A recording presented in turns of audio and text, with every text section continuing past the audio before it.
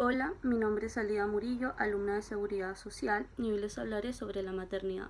Qué difícil es ser madre hoy en día, en un mundo marcado por aspiraciones, modernización y la inserción cada vez más importante de las mujeres en el mercado laboral.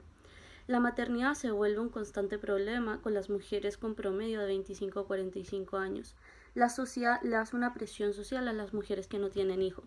La maternidad contemporánea presenta tensiones severas en el ámbito individual y social. Creo que la gente no entiende la evolución de la mujer, que ya está cansada de ser solo ama de casa, de solo tener tiempo para los hijos y olvidarse el tiempo para uno.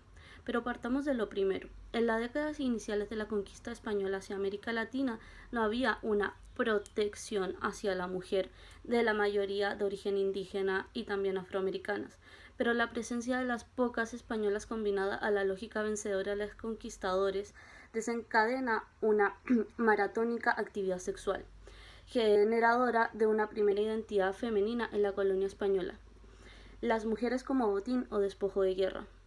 En este periodo se proclama el libertinaje sexual, pero para la ideología masculina ese era el deber de las mujeres. Ellas eran servidoras en todo ámbito. A la vez, con la expansión de Europa y el poder de la Iglesia, el matrimonio aparece como una de las formas organizacionales de poder e instalación de estructura que condiciona alianzas sociales, económicas y políticas para una construcción de mezclas totalmente puras. Juntando el matrimonio y el libertinaje sexual, empiezan a aparecer los hijos fuera del matrimonio no reconocidos, donde estos eran caracterizados por un nivel social mucho más bajo. A fines del siglo XVIII, la familia es la reguladora del sistema social, donde la permanencia de la mujer dentro del hogar asegura que la cabeza de familia, es decir, el padre, salga a trabajar mientras la mujer se queda en casa, encargándose de los valores fundamentales de los más pequeños de ese núcleo familiar. A principios de la modernidad se impulsa la aspiración de derechos civiles, con el siglo XIX que estos empiezan a generalizarse y surgen en Europa y América del Norte los derechos sociales, definidos dentro de un rango que se va desde al derecho de bienestar y la seguridad económica hasta el derecho a compartir con el resto de la comunidad, la herencia social y a vivir la vida como un ser civilizado, de acuerdo con los estándares prevalecientes de la sociedad. La revolución industrial, permite un aumento de la productividad, donde el papel del hombre se esclarecía y cada vez se convencía de que era el que aportaba el capital y la mujer la que estaba en casa. Los dominios privilegiados de la intervención estatal son la salud, la vivienda y la educación, ordenados alrededor del salario masculino y de la familia. En una sociedad bien organizada, el individuo tiende a constituir una familia, de la cual, naturalmente, proveedor y jefe, el obrero, que es jefe de familia, debe recibir un salario para mantener a su mujer y a sus hijos. En otras palabras, el Estado juega un papel fundamental en el proceso de institucionalización de la familia en el matrimonio, soporte simbólico y reproductivo del capitalismo industrial, hasta la crisis de los años 70. Cabe agregar que, a la diferencia de lo que pasa en Europa, que vive un intenso proceso de laicización, la Iglesia Católica sigue asumiendo un papel decisivo en la materia de la moralidad familiar a través de sus discursos y dispositivos. En la década de los 60, la proporción de las mujeres que trabajaba llegaba a un 20%, pese al aumento de la escolaridad, y se empiezan a producir debates sobre la familia como matrimonio y divorcio. Se empieza a difundir métodos anticonceptivos con el fin de bajar la natalidad. Con esto empiezan los prejuicios sociales, que hasta el día de hoy, año 2020, no se eliminan del todo. Entonces, desde el principio de la historia, la mujer se ha visto como alguien de casa, como una persona que debe ser el ejemplo para la familia, bajo un estigma sobre la maternidad que es el mandato imposible de no cumplir.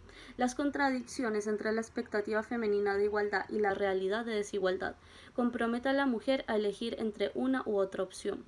En una investigación sobre la maternidad y modernidad de Christine Everigame, ofrece un resumen de las principales perspectivas teóricas desarrolladas en el curso del siglo XX respecto de la maternidad y con muchos enfoques psicológicos y de maternidad óptima, que define la esencia del rol materno en función de las necesidades del niño, así como la primera tradición que asocia la maternidad en un esquema instrumental. Las acciones del niño expresan una necesidad que la madre debe aprender a reconocer y satisfacer con la respuesta adecuada, culturalmente definida. De naturaleza transicional, la perspectiva sociopsicológica subraya también que la dependencia del niño genera el poder a suscitar al ciudadano del adulto. Se trata de un poder afectivo que contrarresta el poder efectivo del adulto. En cuanto al segundo modelo, plantea que la madre conoce instintivamente lo que requiere el niño, o lo que lo infiere por empatía.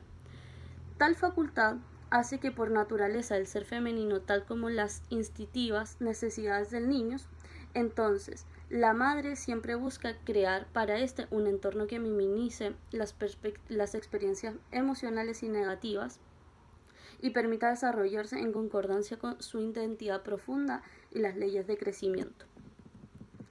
Y yo me hago la pregunta, ¿qué hace la mujer a una madre? La creencia biológico esencialista sostiene que el sentimiento maternal es parte del equipamiento genético y que predispone a las mujeres buenas madres. En un ensayo sobre el cuerpo y la psicología de la mujer de Alejandra Carrasco avanza que el útero es la pieza clave para comprender la diferencia entre sexos, porque es el reflejo de la psicología femenina. La sexualidad ocupa lugares diferentes según el juego de posiciones y donde las mujeres modernas empiezan a cuestionar ¿por qué la mujer debe dejar su vida laboral por mínimo un año y el hombre no? ¿O por qué cuando decidimos no cuidar a nuestros hijos la sociedad nos caracteriza de malas madres? El trabajo de la mujer a la vez es valorado y desvalorado, porque representa un atentado contra el supuesto funcionamiento de la familia, en especial al cuidado de los hijos. Sin lugar a duda, la mujer sigue siendo la primera responsable del cuidado infantil en los hogares de los dos padres que trabajan fuera del hogar. Este es un compromiso fundamental no negociable y se debe priorizar sobre los intereses profesionales. En consecuencia a esto, las mujeres trabajadoras explotan una experiencia que no cuenta con la legitimidad consensual de los miembros de la familia y su entorno social inmediato. Aún así, las mujeres deciden asumir el trabajo fuera de casa y la maternidad. Claramente, trabajan porque no tienen otra opción. Se ve reflejado en la pandemia con los sectores de clase media y clase baja, donde empezaron a ir a trabajos presenciales y no tienen con quién cuidar a sus hijos, porque los colegios y jardines están cerrados. Además, no tienen ningún familiar cercano que los pueda cuidar, pero empieza una ponderación que vale más. Una madre presente que siempre está ahí y que el niño o niña no tenga un sentimiento de soledad y le vaya creando una inseguridad a futuro. O que tenga una buena educación en colegio privado, buena vestimenta, una buena nutrición, porque hay dinero en casa para ello.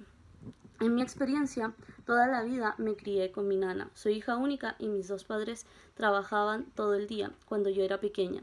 Mi papá era gerente de una agencia de viaje y mi mamá administradora principal de un hotel de lujo. Ambos viajaban mucho por trabajo y no tenía a mis abuelos cerca, entonces decidieron contratar a personas que me cuidaran, porque ellos al menos tenían una estabilidad económica que les permitía eso.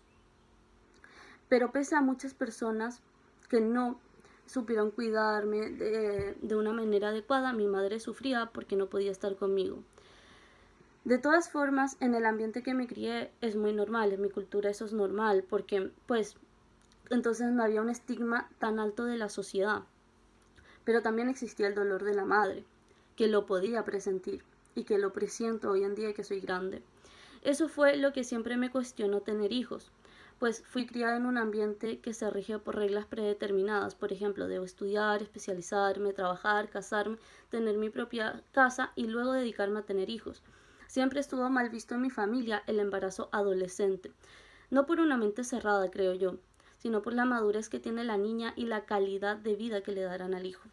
Muchas madres son convencidas que solo necesitan amor para criar al hijo, otras solamente necesitan dinero. Otras necesitan parejas, entre otros, y veo a mi alrededor a la sociedad que le tiene miedo a traer una criatura al mundo, y el miedo es lógico, pero el miedo lo experimenta un 90% la mujer, porque desde que sale positivo la prueba de embarazo, la mujer se empieza a convencer de que ella es la que se debe hacer cargo, no el papá. Ojalá todos los hombres tuvieran esa conciencia. Volviendo a la conciliación entre el trabajo y la familia, es muy importante hablar sobre el concepto de familia, donde la madre está entre el servicio y la norma. Es muy normal que el padre de familia, en este caso esposo, sea autoritario, donde la mujer se preocupa de saciar las necesidades del esposo, donde la figura materna se limita generalmente al rol del acatador respecto del padre de clase baja, pero en la clase media y alta la madre es la que cuida, ama y protege.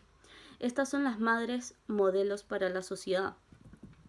Y empieza a entrar en el vocabulario las malas madres.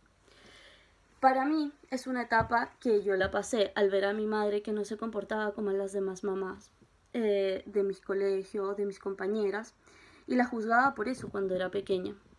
Pero ¿por qué hablamos de malas madres? Para la mayoría de los sujetos la referencia afectiva y normativa de su infancia, siendo la mamá dueña de casa y responsable de la crianza como yo lo hablaba.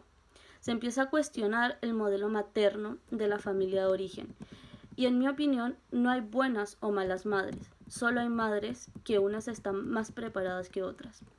En la modernidad existe una contradicción de los tiempos que le genera un estrés al ejercicio de la maternidad, estando la mayoría de las mujeres encerradas en las actividades laborales y familiares.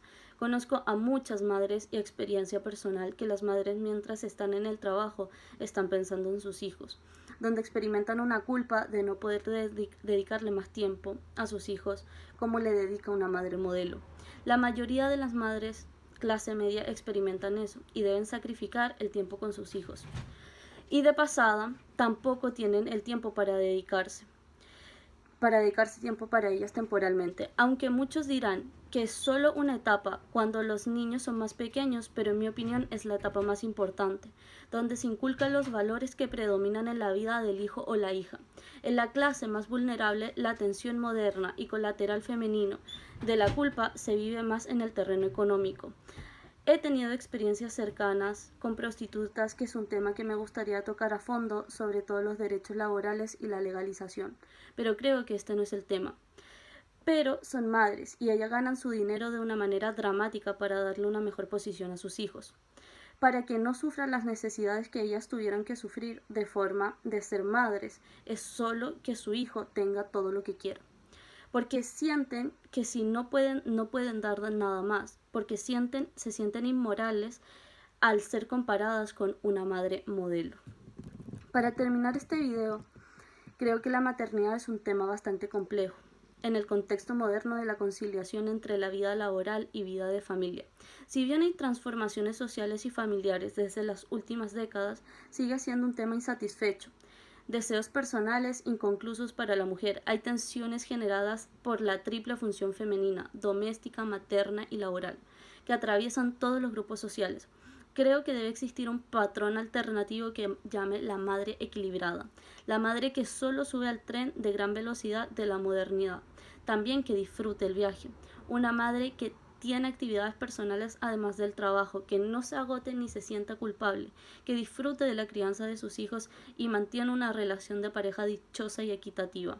Aunque esté lejos de la realidad, creo que no deben existir leyes laborales para que la mujer disfrute la maternidad y sea un estilo de vida sano, no solo dando una licencia, sino también flexibilizar esos permisos de trabajo, salir porque quiero compartir con mis hijos, quiero estar para su competencia de baile, y no mentirle al empleador que se me pinchó una rueda de un carro o me robaron. Eso es un proyecto a largo plazo que debe trabajar el derecho laboral, en mi opinión, donde los seres humanos van a ser mejores personas en un futuro cercano. Gracias.